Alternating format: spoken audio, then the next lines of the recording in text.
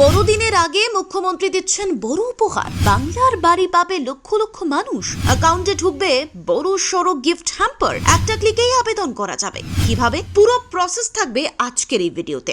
নজর রাখুন নিজেদের অ্যাকাউন্টে। 12 লক্ষ মানুষ পাবেন বাংলার বাড়ি। কত টাকা করে পাবেন? বড় প্রশ্ন।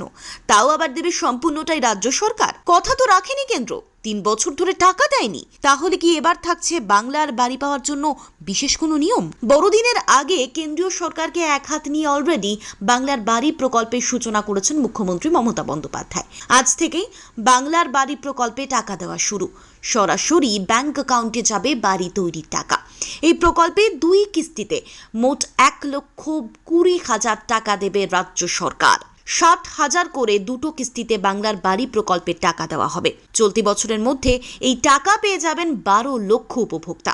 মানে নতুন বছর শুরুর আগেই রাজ্যের বুকে লক্ষ লক্ষ মানুষ মাথা গোঁজার ঠাঁই পাবেন। তবে মমতা বন্দ্যোপাধ্যায়ের ঘোষণা, পরবর্তীকালে ধাপে ধাপে বাকিদেরও টাকা দেওয়া হবে। যদিও এটা প্রধানমন্ত্রী আবাস যোজনা আর নয়। এখানেই রয়েছে টুইস্ট। করতে হবে একটা বিশেষ কাজ। কি? দাঁড়িয়ে যান, সবটা বুঝিয়ে বলা হচ্ছে। আজ নবান্নে 42 জনের হাতে প্রথম কিস্তির 60,000 টাকার চেক ও শংসাপত্র তুলে দেন মুখ্যমন্ত্রী। সঙ্গে জানিয়ে দেন, প্রধানমন্ত্রী আবাস যোজনা নয়, এখন থেকে এই প্রকল্পের নাম বাংলা আবাস যোজনা। কিন্তু এতদিন কি হতো? প্রধানমন্ত্রী আবাস যোজনা খাতে কেন্দ্র 60% অর্থ দেয়, আর সেই আবাস যোজনা খাতে রাজ্যকে 40% খরচ বহন করতে হলেও সেই টাকায় তৈরি বাড়ির উপর প্রধানমন্ত্রী আবাস যোজনার ফলক লাগাতে হয়। এবার যেহেতু রাজ্যই পুরো টাকা দিচ্ছে, তাই প্রকল্পের নাম রাখা হয়েছে বাংলার বাড়ি। আর এখানেই মনে করা হচ্ছে গড়ে ওঠা বাড়ির উপর বাংলার বাড়ি ফলক লাগানো বাধ্যতামূলক করতে পারে নবান্ন। কিন্তু কিভাবে মিলবে টাকা?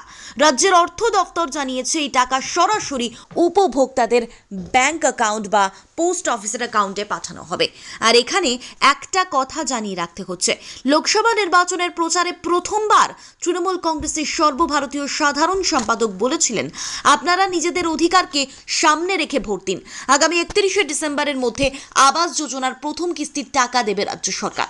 এবার সেই টাকা দিতে চলেছেন মুখ্যমন্ত্রী মমতা বন্দ্যোপাধ্যায়। কেন্দ্রীয় সরকার দুর্নীতির অভিযোগ তুলে আবাসের টাকা বন্ধ করে রেখেছে বাংলায়। 100 দিনের কাজের টাকাও দেয়নি, সেটা দিয়েছে রাজ্য সরকার। এই তালিকার স্বচ্ছতা বজায় রাখতে কিছুদিন আগে 11 দফা নির্দেশ জারি করেছিল পঞ্চায়েত দফতর। এবার আরও এক ধাপ এগিয়ে রাজ্য সরকার উপভোক্তাদের সেই টাকা তুলে দিতে চলেছে, যা কেন্দ্র রাজ্য সংঘাতকে আরও বেশি করে জোরালো করলো বলেই মনে করা হচ্ছে বছরের শেষ প্রান্তে দাঁড়িয়ে।